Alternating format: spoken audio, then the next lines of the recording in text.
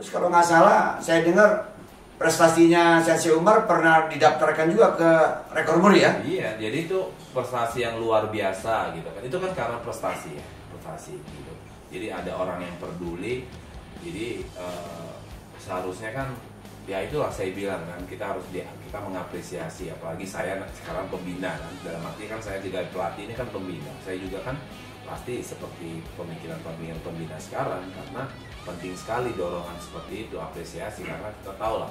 Jadi berharap juga atlet jangan fokus kepada apresiasi dulu, tapi prestasi dulu. Jadi kalau prestasi dulu pasti datang sendiri lah. Apapun apresiasi datang sendiri. Seperti saya juga diusulkan karena saya lama menjadi atlet nasional, saya diberikan apresiasi bukan dari perguruan saya malah, tapi kan perguruan orang lain gitu kan. Itu kan saya bilang dalam hati saya, wah ternyata saya bisa dicintai lebih dari orang perguruan saya sendiri, tapi dari luar perguruan saya. Tapi yang pasti mungkin begitu, Siang Tommy sama Sensei Umar, kita boleh rumahnya berbeda nih. Ada 25 perguruan karate kan di bawah PB Forski, tapi saya yakin semangatnya sama pada saat kita berada di nasional. Bagaimana kita mengangkat Forki dan bendera merah putih. Selanjutnya nih Siang Tommy sama Sensei Umar. Ini adik-adik kita nih, junior-junior kita nih sedang pelatnas TC di Bali. Ya. Di Bali mereka goalnya adalah road to SEA Games sama road to Olympic. Mungkin ada pesan-pesan, nasihat-nasihat yang bisa disampaikan kepada mereka sebagai penyemangat. Kira-kira mungkin dari Siang Tommy dulu. Ya itu intinya tadi, mereka harus disiplin dan mereka harus tahu bagaimana mereka berlatih bukan untuk sia-sia, tapi dia berlatih dengan teknik yang benar. Itu dengan teknik yang benar. Karena kalau karate ini sangat spesifik, antara kata dengan kumite itu sudah beda. Dari latihan bebannya, dari latihan fisiknya itu beda. Karena karate ini sangat spesifik sekali. Jadi mereka itu harus latihan dengan yang benar, yang kumite dengan teknik kumite yang benar, yang kata dengan teknik kata yang benar, gitu loh. Jangan sampai sia-sia, korban waktu, korban tenaga, ya kan, korban kerjanya juga mereka atau kuliahnya, sia-sia gitu loh. Jadi saya ingin di Indonesia ini semua penyeragaman teknik dengan latihan teknik kumite yang benar dan kata yang benar, itu aja. Dari Sensei Umar mungkin. Jadi buat saya adalah mindsetnya mereka, ya kan, dari atlet gitu kan, dia harus komitmen. Dia itu datang ke situ, masuk di dalam pelatnas itu tujuannya apa? Apalagi berdiri di matras, dia mau jadi apa gitu, dia mau apa gitu. Itu harus satu, pertama mindsetnya harus dirubah. Kalau dia cuma bangga karena dipanggil pelatnas, nah itu lain cerita. Sampai kapanpun tidak akan pernah bisa juara, dalam arti meningkat, karena mereka latihan ya udah selesai. Mereka tidak mikirkan lagi bagaimana kualitas saya, apakah tadi saya maksimal latihan, bagaimana memikirkan pertandingan seperti apa bisa saya. Itu yang harus mindsetnya dirubah. Jangan hanya bangga masuk pelatnas dapat gaji selesai. Pelatih harus merubah mindsetnya itu. Jadi pelatih juga jangan hanya selesai kerjaan saya selesai. Itu kebanyakan yang terjadi selama ini. Harus ada touch feelingnya, bagaimana per personnya, kita harus melihat bagaimana kita bangkitkan mental dan mental mereka. Makanya saya bilang, semua kejuaraan dunia, semua atlet itu mempersiapkan dengan keras, semua tim atlet. Tapi waktu-waktu kejuaraan dunia, siapa yang juara adalah orang yang mempunyai mental yang kuat. Kualitasnya sama semua. Sama di dalam latihan, bagaimana tekniknya sama saja ya, prosesnya sama ya. Iya, bagaimana ini level dunia ya, level dunia pasti mereka mempersiapkan luar biasa. Tapi yang juara di kejuaraan dunia itu adalah orang yang mempunyai mental yang siap. Kesiapan mental. Itu dia. Sekarang buat apa kita berlatih kalau kita tidak punya komitmen? Dalam arti bertanding ketemu lawan ini sudah takut duluan. Buat apa kalian mempersiapkan? Mendingan gak usah main. Ini yang harus bisa, pelatih harus bisa sebagai fisiolog gitu kan. Kalau masalah mental nih, saya mau tanya dulu nih sama Siang Tommy nih. Karena dulu waktu masih saya juga turun-turun bertanding, saya lihat Siang Tommy punya mental yang luar biasa. Nah, kiatnya Siang Tommy, bagaimana cara memenangkan mental ini, dan kita harus memenangkan apa dulu untuk kita mampu mengalahkan lawan kita? Ya, yang pertama sih mungkin kita harus mengalahkan diri kita dulu sendiri. Jadi itu mental yang paling utama. Kita harus kalahkan diri kita dari rasa grogi, rasa takut, segalanya kita harus hilangkan dulu dari diri kita. Yang kedua, kita harus ingat bahwa kita ini membawa beban yang membawa beban bahwa kita ini merah putih. Tanggung jawab ya. Tanggung jawab Garuda di dada kita nih. Ya. Tanggung jawab Garuda di dada kita itu yang membuat adrenalin kita naik. Okay. Bahkan kita nggak lihat siapapun di depan kita. Karena prinsip saya, begitu kita tanding belum ada yang juara, gitu loh. Kecuali semua punya kesempatan untuk juara, gitu loh. Jadi setelah kita di podium baru kita tahu kita juara, gitu loh. Jadi mengalahkan diri sendiri. Jadi mengalahkan diri dulu sendiri. Okay. Terus kita merasa bahwa kita ini adalah membawa Garuda dan merah putih di dada kita. Itu akan hilang semua. Rasa takut, rasa grogi itu akan hilang semua. Karena apa? Niat kita bahwa kita ingin memberikan yang terbaik untuk bangsa Indonesia.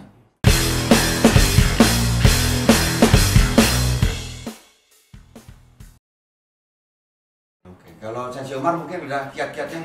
Jadi kalau saya sih nggak beda jauh. Jadi intinya dalam mindset gitu kan. Kalau sudah mindsetnya dia teguh, dalam arti dia datang di tempat pelatnas itu tujuannya apa, di dalam latihan tujuan apa, saya yakin pasti dia punya komitmen.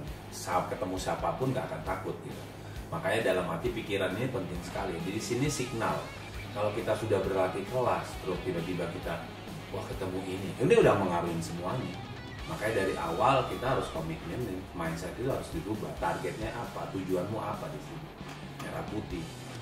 Sudah berlatih kelas, apa yang harus dilakukan? Kalau kita udah berlatih kelas, latihannya bagus, mau ketemu siapa saja karena kita ready, karena kita sudah mempersiapkan pertandingan itu. Itu yang harus dirubah. Kita harus tekankan, pelatih harus menekankan kepada filosofi mereka. Jadi secara psikologis, mentalnya juga dikirim message-nya oleh pelatih ya, untuk membangkitkan semangat ya. Jadi pelatih itu bisa jadi hayang, bisa jadi teman, bisa fisiolog, dan juga bisa jadi. Itu pengaruhnya banyak ya? Pengaruhnya. Makanya di Eropa itu mereka seperti itu. Jadi mereka bukan datang selesai latihan bubar gitu. Jadi mereka bisa melihat setiap gerak gerik anak buahnya mereka. Mereka lihat, kita ajak ngomong, kita ajak ngobrol bagaimana kamu latihan ini, apa yang kurang. Ini kan salah. Kebanyakan mereka kan kalau latihan kan disamaratakan. Harusnya kan mana kekurangan, karena anatomi ini kan berbeda semua. Ada orang yang punya kecepatan, ada yang tidak punya kecepatan gitu. Kalau disamain latihan nggak bisa, harus dipilih-pilih mana yang kekurangannya, harus ada khusus penanganan. Jadi pelatih juga harus jeli ya, tidak bisa mengenerasi semua ya. Nggak bisa. Ada yang lambat yang memang, tapi kalau pertandingan dia dijuara gitu, tapi speednya kurang gitu kan, dalam arti karena anatominya. Nah itu harus ditanganin khusus, nggak bisa disamaratakan dengan yang punya speed yang sama, nggak bisa. Itu harus ditanganin khusus. Mungkin ada waktu yang luang tersisa, kita fokusin, kita tambahin volumenya, ya kan, apa yang kekurangan mereka. Itu yang perlu dicermati buat pelatih-pelatih kita semua. Jadi tidak semua harus disamaratakan. Jadi pelatih juga harus punya catatan lengkap setiap atlet ya, kekurangan, kelebihan, apa yang perlu ditingkatkan gitu ya. Bisa. Makanya penting sekali kan di Eropa itu kan bisa semua pelatih kan punya bagian masing-masing. Jadi tidak satu pelatih menanganin semua, tidak. Kayak France, satu pelatih 5 orang, 3 orang, 4 orang, satu ini 4 orang, kakak juga sama. Jadi dia fokusnya bisa berbagi gitu kan. Jadi. Oke, terakhir nih Siang Tommy sama Sensei Umar. Indonesia ini karateka terbanyak sebenarnya sedunia. Kita 7 juta karateka. Betul. Okay. Harusnya ini kan sebuah kekuatan kita untuk mendobrak dari dunia olahraga karate, baik di tingkat Asia Tenggara, Asia maupun dunia. Mungkin pesan kepada adik-adik karateka semuanya apa nih sehingga mereka punya motivasi ke depan untuk mengibarkan bendera merah putih di kancah internasional? Yang pertama, rubah dulu sistemnya. Kalau kita mau juara, rubah. Kita sebanyak apapun 7 juta pun karateka di Indonesia ini, kalau sistemnya ini tidak kita rubah, itu tidak akan berhasil. Gitu loh. Ya, jadi ini sebenarnya bukan tugas. Jadi atlet ini tugasnya mereka hanya berlatih. Jadi saya pesan untuk para atlet, tugasnya mereka hanya berlatih dan berlatih. Ini tugasnya pengurus. Ini tugasnya pengurus merubah sistem bagaimana karate Indonesia ini bisa, tadi yang saya sampaikan, bisa melatih teknik kumite dengan benar dan melatih teknik kata dengan benar. Itu. Kalau sistem itu tidak kita rubah, sampai kapanpun kita tidak akan melahirkan karateka terbaik lagi seperti zaman-zaman dulu. Itu berarti bukan latihan atlet aja ya? Bukan. Ya kan? Sekarang udah sport science. Udah sport science, terus kita juga harus, artinya begini sih, kita sebenarnya logika aja. Karate ini hanya 8 kali 8, 3 menit. Apa yang harus Anda latih? Untuk apa yang harus Anda laksanakan untuk proses 3 menit itu menjadi juara? Itu sebenarnya simpel bagi saya, gitu loh. Simpel bagi saya. Jadi itu aja, sistem itu aja yang harus kita rubah. Jangan latihan yang tuh naik terbang, naik ke atas pohon, ke atas genteng, nggak ada itu. Karate itu nggak ada begitu. Kalian pikirkan aja apa? Karena 75% adalah anaerobik, 25% aerobik. Anaerobik itu kan HIIT, bicara tentang HIIT, high intensity interval training. Kita latihan interval aja bisa menambah anaerob kita, sistem aerobik sistem kita. Dalam arti VO2 max kita latihan aerobik, karena karate anaerobik gitu. Itu yang banyak yang mereka tidak tahu gitu. Apa yang dibilang sistem memang kita salah. Mau berapa puluh ratus juta yang karate, kalau kita sistemnya salah ya nggak bisa berprestasi. Dalam arti ya kita harus membuka diri gitu kan. Ini pertandingan ini rule-nya seperti apa gitu kan. Bagaimana gitu kan. Ngelatih nggak bisa. Pemain karate komite pun disuruh berantem di jalanan pun nggak bisa, nggak semua bisa, gitu. Makanya harus bisa membedakan mana karate sport, karate competition rule-nya seperti ini, sama latihan bela diri, sama self defense. Oh iya dong, self defense, celebrity yang khusus kita untuk berantem di jalan. Nggak semua juga karate juga bisa berantem di jalan, karena latihannya untuk mungkin kenaikan sabuk, gitu kan. Makanya harus ada perbedaan. Karate yang untuk prestasi, sport, dan karate bela diri, dan karate untuk berlatih di jalan. Itu harus berbedaan, makanya kita harus membuka diri. Bagaimana, kenapa karate di dunia berkembang? Kita menuju ke sana. Makanya di Eropa itu setiap dojo, itu kalau saya datang ke dojo, ini latihan apa gitu. Ini latihan WKF, kita latihan competition, baru orang latihan. Tapi kalau dia datang, ini buat karate saja. Kayak orang untuk ujian sabuk, latihan kihong, nggak bakalan datang. Dari itulah seperti itu.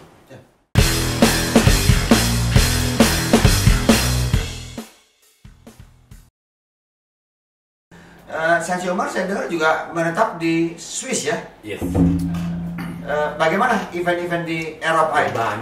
Banyak sekali event. Makanya alhamdulillah sampai sekarang saya bisa seperti ini karena ditunjang dengan kompetisi yang banyak. Kalau di sana itu kan 1 minggu kan ada, 1 bulan berapa kali pun ada, dan itu dekat-dekat sekali. Makanya saya berharap dengan PB4P yang baru, janganlah yang dulu-dulu masih terus dibawa sampai sekarang gitu. Kenapa kayak Switzerland bisa bikin Liga Switzerland, Swiss Open ya, itu dari Januari sampai bulan Oktober terakhir itu mungkin ada 7 seri. Maka kita nggak bisa sih bikin kayak Indonesia Open.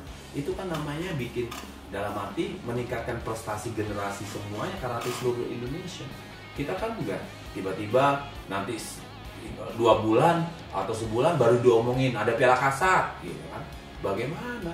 Jadi semua harus tertata dan tersistem dalam arti 1 tahun. Ini loh, Januari mulai di sini, di Jakarta, Februari di sini. Udah ada gitu. Agendanya jelas ya. Jelas. Sehingga atlet juga mulai melakukan persiapan. Nggak usah banyak-banyak lah, 4-5 turnamen 1 tahun. itu bagus buat generasi kita. Kalau kita bicara prestasi ya, bisa kata dalam arti kompetisi yang olimpik punya sistemnya. Tapi kalau memang hanya berkompetisi di dalam perguruan, ya nggak bakalan maju ke internasional, itu saja. Gitu ya, karena seperti itu. Tapi terakhir kali nih, yang Tommy Mas Umar, kita kira-kira ke depan punya harapan nggak bahwa karate memang bisa menjadi besar, punya nama dan mengharumkan nama bangsa di internasional? Wajib ya? Wajib. Bukan sunnah ya? Bukan sunnah, hukumnya wajib itu. Wajib Indonesia. Jadi harus dan wajib dan harus berkembang. Indonesia harus jadi ibaratnya kita bilang sebagai boleh dibilang nih yang akan melahirkan karateka terbaik lagi di Indonesia. Dan itu kan tugas kita bersama. Untuk mewujudkan itu tugas kita bersama nih. Jadi saya bilang itu wajib. Indonesia harus keluar dari zona yang terendah sekarang ini. Karena terakhir itu hanya dapat 2 emas dari kata perorangan putra dan putri. Waktu SEA Games. Jadi kita wajib untuk bagaimana kita membangkitkan lagi semangat karate Indonesia ini di tingkat internasional. Dan juga lagi kita sebagai pembina mengedukasi yang benar, yang baik, dalam arti memberikan siapapun kesempatan, apalagi di dalam pelatnas, lingkungan pelatnas kan kita berhubungan dengan nama Indonesia gitu kan. Jadi memberikan kesempatan siapa saja. Kalau memang ada perguruan kita dalam arti tidak mampu bersaing, ya kita harus fair play gitu kan, memberikan semangat, ayo coba gitu kan, jangan terus lebih memikirkan perguruan itu sendiri gitu. Selama ini kan seperti itu. Jadi siapapun lah, dalam arti kalau bicara nama Indonesia, kalau ada perguruan saya yang memang nggak mampu bersaing, kita memang harus mengakuin, tapi tidak dalam arti tidak mencari jalan sesuatu yang meloloskan dia segampang mungkin gitu. Itu yang harus dipikirkan lagi. Kalau nama pelatnas, biarkan aja mereka bersaing gitu, dengan kompetisi dengan baik dan sportif gitu kan. Jadi mereka dengan sendirinya punya kualitas gitu. Jadi hilangkanlah nama-nama perguruan itu kalau di dalam pelatnas. Jadi walaupun kita rumahnya berbeda-beda, aliran berbeda-beda, begitu kita di pelatnas kita bicara karate merah putih ya.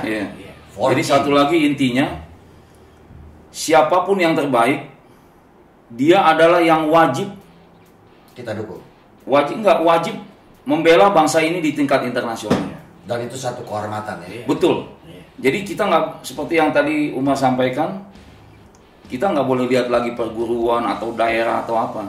Jadi begitu kita lihat dia yang terbaik, dia yang punya hak untuk mewakili bangsa ini. Itu. Jadi saya nggak mau lagi inilah harus dia yang menang, harus ini, itu nggak boleh lagi. Itulah yang membuat karate kita ini hancur. Jadi pesannya mungkin sekalian buat wasit juri nih. Mau bahas juga Pak wasit. Ya kan. Jadi buat wasit, kalau tidak dari wasit, ya sampai kapan prestasi kita, adik-adik kita gitu kan. Jadi biarkanlah mereka berkompetisi dengan kualitasnya masing-masing gitu. Kalau memang mereka kualitasnya memang bagus, ya memang berhak dia menang gitu kan. Jadi selama ini kan banyak wasit juga membantu gitu kan, dalam arti kualitasnya nggak bagus tapi dia memenangkan pertandingan itu dengan gampang gitu kan. Nah, untuk melangkah selanjutnya kan susah sekali, tapi kalau dia menang dengan kualitas itu gampang sekali karena dia punya kualitas yang bagus gitu kan. Jadi berharap sama wasit-wasit juga, ayolah sama-sama kita membangun kan, kita cari kualitas ya. Kita membangun supaya adik-adik kita itu berlatih juga keras, terus kompetisi juga fair play gitu kan. Mereka juga bisa menunjukkan dengan kualitasnya mereka, dengan semangatnya mereka gitu. Tapi kalau sudah seperti ini kan orang-orang berpikir paling gue juga dikalahin, dicurangin dan seperti itu. Sama ini kan selalu jadi seperti itu. Jadi sportivitas dan bushido seperti yang kita pelajari selama ini ya. Supaya dia juga membangun gitu kan, membangun prestasi Indonesia, bukan malah menjadi kita muter di situ saja, di lingkungan Indonesia saja. Oke. Mudah-mudahan nanti rekaman kita ini dapat didengar oleh wasit juri tanpa kita juga menunjuk siapa dan siapa, tetapi harapannya amanah yang diberikan kepada wasit juri memang mampu memilih atlet yang terbaik begitu ya, Siang Tommy. Sensei Umar. Baik, terima kasih Siang Tommy, Sensei Umar. Luar biasa pembicaraan kita di sore hari ini. Luar biasa juga di kesibukan mereka berdua. Siang Tommy yang mungkin masih sibuk di politik, Sensei Umar yang banyak kegiatannya sekarang di Swiss dan sekarang jadi master trainer Zumba, Strong Zumba, Strong Nation. Strong Nation. Jadi sedikit saya gambarin karena Zumba itu berhubungan dengan dance, tapi saya yang dalam arti program saya ini tentang HIIT, High Intensity Interval Training. Nah, dikit mungkin saya singgung situ. Yes. Perlu nggak nih buat atlet karate? Sangat perlu. Kenapa? Jadi membantu sekali, semua elemen ada di situ, dan HIIT itu kan sama seperti kita lagi persiapan untuk competition, kita berlatih HIIT, dan HIIT mencakup semuanya. Apalagi di Strong Nation ini program salah satunya kita bergerak mengikuti beat irama.